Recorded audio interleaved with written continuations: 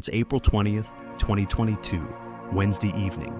Concord police have been in these woods for hours. Flashlights moving through the dark between the trees, officers calling out, dogs working through the undergrowth. 2 days ago, Stephen and Wendy Reid went out for their usual afternoon walk.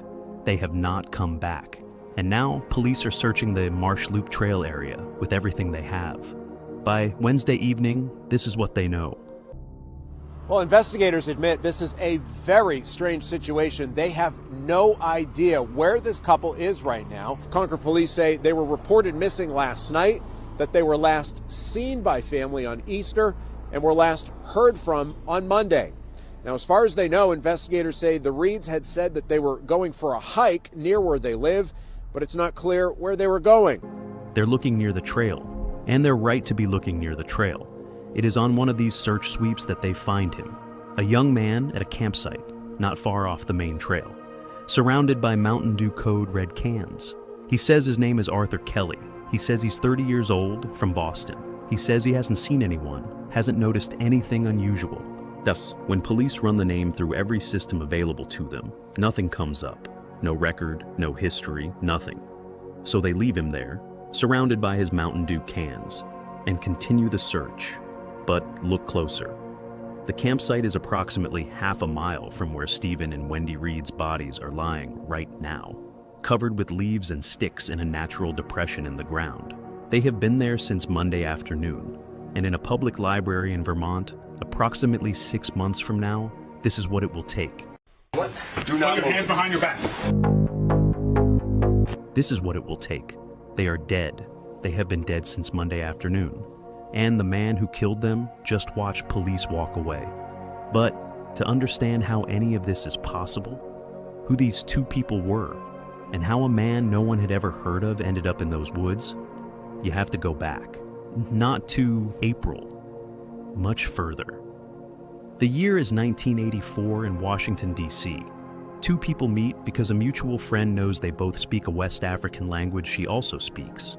That convergence, a shared language, a single introduction, a city where people from everywhere end up, becomes a marriage that will outlast postings in some of the world's most difficult places. Stephen Reid was born and raised in Concord, New Hampshire. He attended Notre Dame. He was accepted to multiple law schools on full scholarship. He turned them all down. He had decided he wanted to be useful, so he joined the Peace Corps. He went to West Africa. He ended up in Washington, where the work was and where Wendy Reid, known to everyone as Wendy, had arrived from Togo on a scholarship, having already traveled internationally as a youth on the national basketball team. They had been married since 1984. Stephen was the quiet one, the introvert, the principled thinker, the man who read before he spoke. Wendy filled a room. Together they built a career that moved through West Africa, Bangladesh, and Haiti. Climate change, food security, agricultural development, refugee resettlement, universities. Work that required going to places most people only see on maps. In 2010, they were in Haiti when the earthquake struck. They had no obligation to stay. They stayed. When they finally came home to Concord in 2019, it was simply to be near the people they loved. Walking in the woods was their retirement. Stephen would text ahead when they were heading out. On April 18th, 2022, he texted that he and Wendy were going for their usual walk. Their son Brian would later have one thing to say about what happened to his parents, but that comes later. It is 2:48 p.m. on a Monday. Stephen and Wendy Reid step onto the Marsh Loop Trail near their Alton Woods apartment. It is a 2-mile loop through marshy New England woodland. The trees still bare enough in mid-April that the light comes through in patches. They expect to be back before dinner. It will take about 45 minutes. A woman hiking the trail that afternoon with 2 dogs sees a white man and a black woman walking ahead of her on the path. They move around a bend and out of sight. She continues walking. Approximately 5 to 10 minutes later, she hears 5 gunshots. She keeps going, and then, not far from where the sound came from, she sees a young man standing motionless at the side of the trail. He is saying nothing. He is staring at her. She walks past him. She looks back. He is still staring. She does not know what she has just walked through. 3:47 p.m. Stephen Reid's phone sends its final location ping. It comes from an off-trail position in the woods. Tuesday, April 19th. Family tries to reach them, no answer. Wednesday, April 20th. The Reids miss a family event. Something is wrong. Family goes to the Alton Woods apartment. They get inside and find everything a person would take with them if they were going out for 45 minutes. Phones on the counter, keys, money, purses. Both cars parked outside. The apartment is untouched. The Reids are reported missing to Concord police. Police begin searching the Marsh Loop Trail area. They find Arthur Kelly's campsite. They run the name, they leave. The search continues through the night. Thursday, April 21st. At 5 p.m., police receive Google location data for Stephen Reid's phone. It confirms they entered the trail at 2:48 p.m. The last signal that came from an off-trail position in the woods at 3:47 p.m. Search dogs move to that location. At 6:14 p.m., the dogs stop. Under the leaves, Stephen and Wendy Reid, both shot. Stephen 4 times, Wendy twice. Their bodies had been moved to the depression and covered. The New Hampshire Attorney General's office takes over the investigation and makes a public appeal for anyone who had been on those trails on April 18th.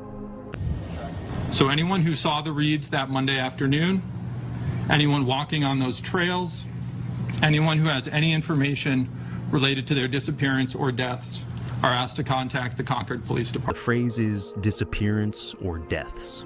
Both words, they know, but they cannot yet say what they know publicly.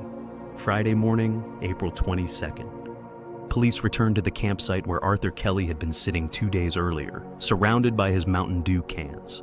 Not a single can, not a trace. Arthur Kelly is gone. Concord police have no idea who they are looking for. 5 months is a long time not to know. The campsite is bare, not a campsite anymore, a location. And the investigation that now has a murder case has nothing else. No name, no face, no direction. Concord police begin working outward from what they know. Over the following weeks, witnesses come in, people who walked those trails regularly. A man who had been monitoring a separate campsite in the Broken Ground Trails area since January 2022, east of the city, across the Merrimack River. He had noticed it in winter. After the Reids were found, he went back. The campsite was burnt to the ground. Police examined the remains: Mountain Dew code, red cans, propane tanks, and in the ash, euro coins and a spent shell casing. When ballistics compares that casing to the casings recovered from the Marsh Loop Trail crime scene, the result is unambiguous: the same gun, the same person. The investigation now has physical evidence linking 2 campsites to one individual, and one individual to the murders. What it does not have is a name. Police trace purchases at a Walmart near the woods. The man had been there repeatedly, buying propane, buying supplies. He paid with prepaid debit cards, 5 of them, across months of transactions, each one registered to nothing. No name, no history, no address that leads anywhere. 5 prepaid debit cards, each one untraceable, each one going nowhere. In late April, the New Hampshire AG's office releases a composite sketch of the person they're looking for.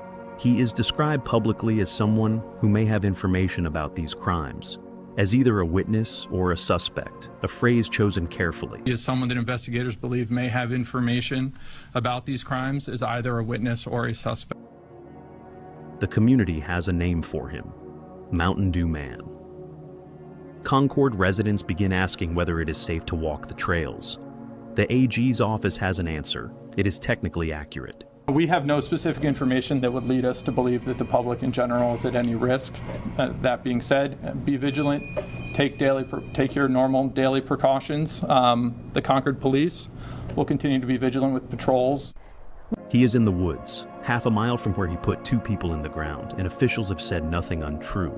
5 prepaid debit cards, each one untraceable, each one going nowhere. 5 months pass. After months of dead ends, one purchase breaks the case. Of the 5 prepaid cards used at the Walmart near the woods, 4 yield nothing.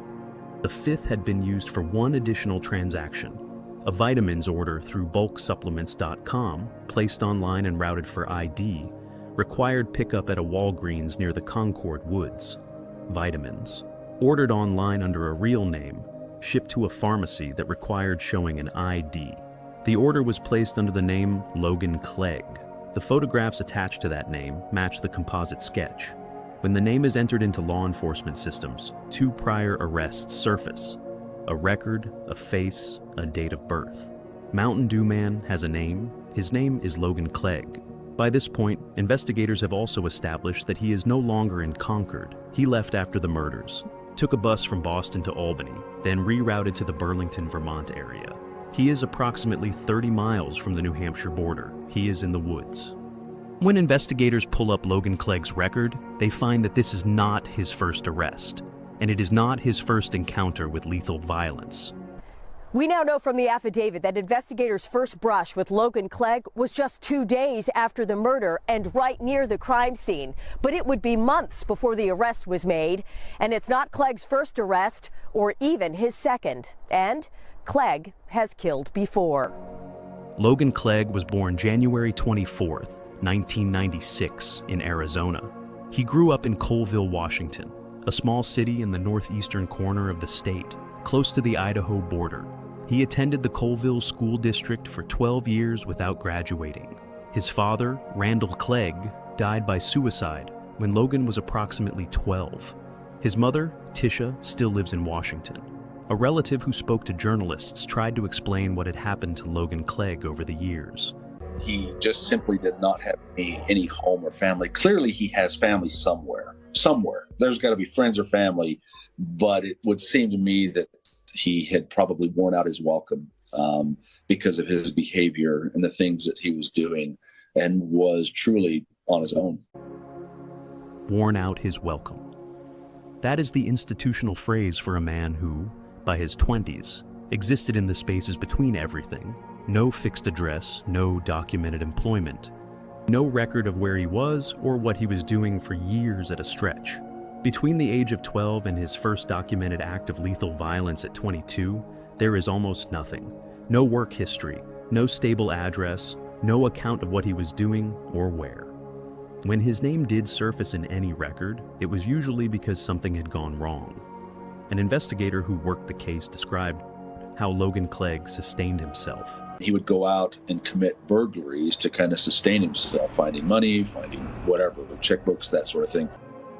Money, checkbooks, whatever he could find. This is how a man with no income builds a life in the shadows, and eventually a life in a tent, a half-mile from a walking trail. It does not explain the European travel. That remains unexplained. Behavioral analysts have pointed to similarities between Clegg and killers like Israel Keyes, the off-grid existence, the apparent randomness of victims, the international travel, the absence of a traceable pattern. Whether Clegg was operating according to some internal logic, investigators have never identified, or simply living in the only way available to him, is a question no one has formally answered. Somewhere in those years, something took hold and never let go. 2018, Spokane, Washington. Logan Clegg is 22 years old. He is working at a McDonald's. Late one night, he stabs a man named Corey Ward to death. Clegg's account. He was walking to his midnight shift when Ward attacked him without provocation, and he acted in self-defense. He refuses a polygraph. He provides the account. And then he goes to work. On the night Corey Ward died, investigators in Spokane later obtained surveillance footage from the McDonald's where Logan Clegg had been working. This is Clegg, arriving for his midnight shift. That is all. That is all he does. The Spokane district attorney reviews the account. Self-defense. No charges filed. When authorities later try to locate Clegg to inform him of the decision, they cannot find him. He cannot be found to be told he will not be prosecuted. Corey Ward had been sober for several years. He had recently become a father.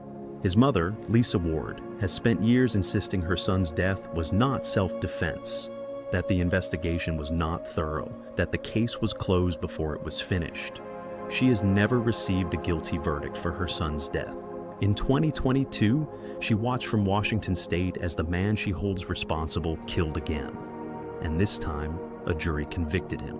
That decision, to close the file, to accept the account, to not charge, does not undo the past. But it is the decision that allows everything that follows. October 2019. Clegg flies from Denver to Paris. He stays approximately 2 weeks. August 2020. He is stopped at the exit of a Walmart in Salt Lake City, Utah, for shoplifting. Officers discover a stolen handgun in his waistband. Back this way. Pull your hands out of your pockets for me, okay? Pull your hands out of your pockets, dude. I bought it privately. I don't know where it was stolen or who stole it. That's all I got to say about it. 24 years old. A prior killing the system closed without charges. A stolen gun in his waistband. And by the end of the arrest, he has something to say about the experience. Can you button up my shirt? Yes. This stupid bandana off. You cops love me. That's humiliating you. Don't even That's try why to I'm deny doing it. what. Alright, keep it unbuttoned. Humiliating me over a bunch of carrots. He is charged with second-degree felony possession of a stolen firearm. 19 days later, a second arrest in Logan, Utah. Armed burglary, a second stolen gun. 72 days in county jail. 3 years of probation, an outstanding warrant for a separate burglary in the same city. In June 2021, while still on probation, he boards a flight from Chicago to Lisbon, Portugal. He spends 5 months traveling through Portugal, Germany, and Iceland. He returns to the United States through Boston on November the 7th, 2021. How a man on probation, with 2 felony arrests in the past year, and no confirmed income source, funded 5 months across 3 European countries. That question has never been answered. The euro coins found in the ash of the burned Concord campsite make more sense now. They are what is left of wherever he had been. 3 days after landing in Boston, he is in Concord, New Hampshire, November 10th, 2021. A man walks into the McDonald's on Loudon Road in Concord and fills out a job application. His name is Arthur Kelly. He is from Boston. He is 30 years old. He is hired. Co-workers later describe a man who was never late, never called in. Did the work without complaint. They also describe someone with a short fuse, prone to sudden intense anger, the kind that came from nowhere and left the room unsettled. And they describe a small backpack he kept with him at all times. He never put it down. He does not live in an apartment. He does not live in a room. He lives in a tent in the woods off the broken ground trails east of the city, across the Merrimack River. He has been there since November. He is 10 minutes from the Marsh Loop Trail on foot. In February 2022, he quits the McDonald's job. He tells co-workers he has found other work. He travels to Barr, Vermont, and purchases a 9mm Glock handgun and 3 boxes of ammunition using a fake ID. He also books a flight from Newark to Reykjavik, Iceland. He does not board it. He stays in Concord. Between February and April 18th, the record goes quiet. No transactions, no sightings. No trace of what he was doing in the weeks before a Monday afternoon when 2 people who had spent their lives walking through the world's most difficult places stepped onto the Marsh Loop Trail, expecting to be back in 45 minutes. October 11th, 2022. Homeland Security contacts Concord Police. Logan Clegg has purchased a one-way ticket, New York to Berlin. It departs in approximately 72 hours.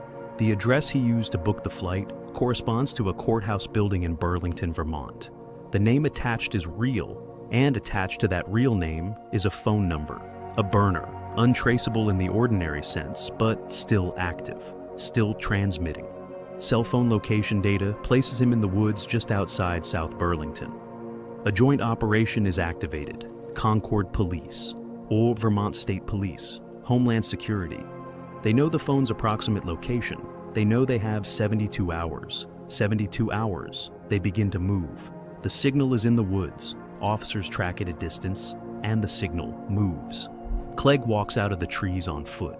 He walks to a Price Chopper grocery store. Plainclothes officers follow without approaching. He makes purchases. He walks back outside. He continues on foot. He walks into the South Burlington Public Library. Officers take positions. Inside the library, a joint team of plainclothes detectives and Vermont State Police is already in position. Make it stand by.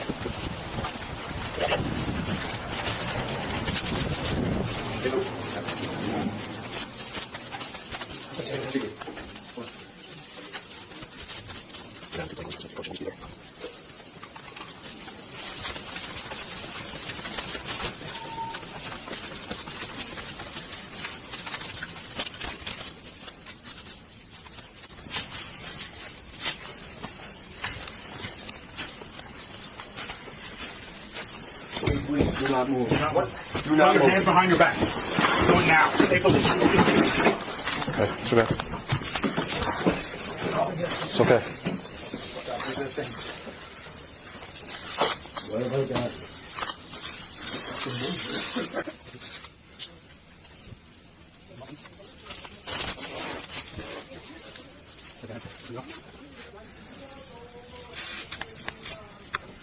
What have I done? All right, sit up.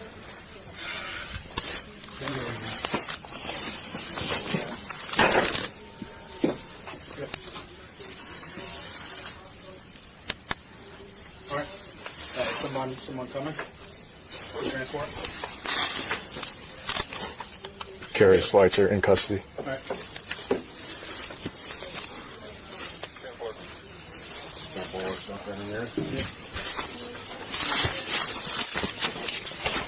The bag contains the following: the 9mm Glock handgun, a fake Romanian passport bearing the name Claude Zamo, with a photograph of Logan Clegg, a United States passport in his actual name, mail addressed to the alias Arthur Kelly, more than $7,000 in cash. He has been in the woods outside South Burlington for weeks.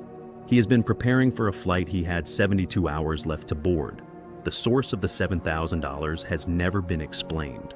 A search of his South Burlington campsite recovers food, phone chargers, and Mountain Dew Code Red. A search of his discarded trash finds one more thing: an empty baking soda container. Baking soda had been found sprinkled over the bodies of Stephen and Wendy Reid at the Marsh Loop Trail crime scene. Clegg is detained initially on an outstanding felony probation violation from Utah, the one he had been running from when he booked the flight, the account he will later offer as his explanation for all of it. He is extradited to New Hampshire and formally charged with 2 counts of second-degree murder. He is held without bail at the Merrimack County House of Corrections. When investigators interview him, Logan Clegg has things to say. He was not in Concord on April 18, 2022. He had never camped in those woods. He did not use the name Arthur Kelly. He did not own a gun. He says these things. Investigators let him say them. The file in front of them grows heavier. In his post-arrest interview, Logan Clegg has a prepared answer for everything. Investigators conducted an interview of him on October 12th of 2022. During the interview, he claimed he was not in Concord on April 18th of 2022. He claimed that he had left Concord in February or March. He claimed he didn't use a tent while in Concord. He claimed that he didn't stay in the wooded area near Alton Woods or the wooded area along the Marsh Loop Trail. He even denied knowing the name Arthur Kelly. He denied having a gun. And you will learn that despite being confronted with the information that investigators had learned over the months-long investigation, the defendant continued to try to conceal his murders. He denied being in Concord. His phone data placed him on the Marsh Loop Trail on April 18th. He denied using the name Arthur Kelly. He had introduced himself as Arthur Kelly to the officers who found him at the campsite 2 days after the murders. He denied having a gun. The gun was in the bag. October 2023. The trial begins in Merrimack County. Senior Assistant Attorney General Megan Hageman opens for the prosecution. That they never came home.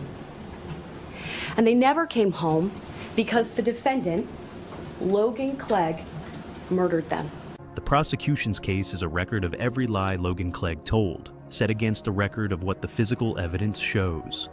The prepaid cards, the burned campsite, and the shell casing that matched the crime scene. The vitamin order under the only real name he had left on any of those 5 cards. The campsite encounter on April 20th, when officers walked away from Arthur Kelly while the Reids lay half a mile into the woods. The flight, the $7,000, the fake Romanian passport, the baking soda. The prosecution's central physical evidence is the gun found in Clegg's bag. You will learn that bullets fired from the defendant's 9mm handgun in his backpack were consistent in caliber and class characteristics as bullet fragments found during autopsy. The defense has something to say about that. Defense attorney Caroline Smith does not dispute that the Reids were killed.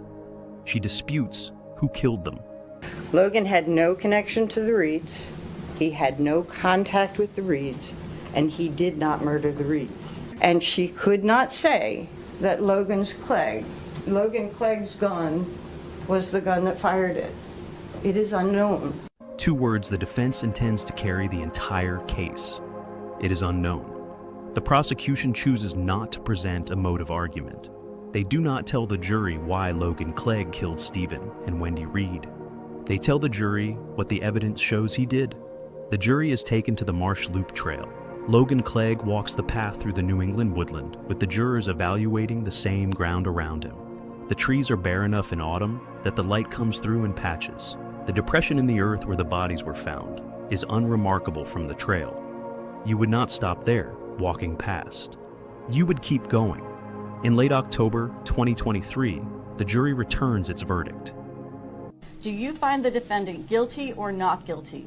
Guilty. You say you find the defendant guilty? Yes. So say you all, ladies and gentlemen of the jury. Would you please say aloud? Yes. Yes. Thank you. Guilty on both counts. Logan Clegg shows no emotion as the verdict is read. December 2023, the sentencing hearing. Susan Forey speaks for the community. Our families and the greater community of friends, colleagues, and complete strangers were made victims by an angry, soulless individual. Brian Reid, the son of Stephen and Wendy Reid, speaks next. May the defendant's name fade into the shadows he inhabits, his actions condemned, and his existence confined to four walls for as long as he remains. Then Logan Clegg is given the opportunity to address the court. He reads from a prepared statement. He maintains his innocence. He accuses investigators of bias. He expresses confidence that a future appeal will correct what has been done to him. Those detectives did everything in their power in the last year to cheat me out of getting a proper trial. If the Supreme Court agrees with me, then I may very well get a new trial. I can promise with confidence that my innocence will be made clear and that I will win. The judge has heard Clegg's statement. Logan Clegg is a stone-cold, violent murderer. Nothing more. He shot and killed Stephen Wendy Reid for no reason. His statements today ring hollow. He deserves nothing less than a sentence that fully reflects the magnitude of his crimes. And for that reason, I'm going to fully impose the sentences as recommended by the state. On charge ID 202-7584, a finding of guilty is entered. 2 consecutive terms of 50 years to life, a combined minimum of 100 years before parole eligibility. There are things this case has never answered. Why Logan Clegg killed Stephen and Wendy Reid has never been established. So no evidence of any prior connection between them has emerged. The prosecution presented no motive, and Clegg has maintained his innocence. The origin of the $7,000 in cash has never been explained. The funding for 2 international trips, including 5 months across 3 European countries, has never been explained. Whether the killing of Corey Ward represents the first act in a longer pattern has never been adjudicated. The fake Romanian passport in the name Claude Zamo, how it was obtained, who made it, what it was for, remains unknown. These questions are open. They may remain open. In March 2026, the New Hampshire Supreme Court issues a ruling on Logan Clegg's post-conviction appeal. The court finds that investigators violated the New Hampshire Constitution when they tracked his cell phone location without a warrant. The ruling does not overturn the conviction, but it orders the lower court to hold a new evidentiary hearing to determine whether the case can be sustained without the tracking data that placed officers outside the South Burlington woods. As of March 2026, that hearing is pending. The system that failed to stop Logan Clegg in Spokane in 2018 is still, in its way, working through what it is. Brian Reid had one thing to say at his parents' sentencing. He had been waiting for it since the April afternoon when his father texted that he and Wendy were heading out for their usual walk. He had been wading through the 6 months of dead ends and composite sketches and 5 untraceable prepaid cards, through the library arrest and the 72-hour countdown, and the bag and the baking soda container. Through the trial and the site visit and the single word from the jury. He stood up in December 2023 and he said what he wanted said about Logan Clegg. May his name fade into the shadows he inhabits. He said it, and the room had nothing to add. Stephen Reid turned down law school scholarships to be useful. He learned a West African language and went. Wendy Reid had traveled internationally before most people her age had left their home countries, and she came to the United States on a scholarship and stayed because the work was there. They were in Haiti when the earthquake struck. They had no obligation to stay. They stayed. They came home to Concord in 2019 to be near the people they loved, and their retirement was walking in the local woods. And on April 18, 2022, at 2:48 p.m., they stepped onto the Marsh Loop Trail and were shot dead within the hour by a man who had been living half a mile away in a tent since November, and whose prior killing had been accepted as self-defense by a system that then lost track of him entirely. The trail is still there. The loop is 2 miles. The light still comes through the trees in patches in mid-April. They were going to be back in 45 minutes.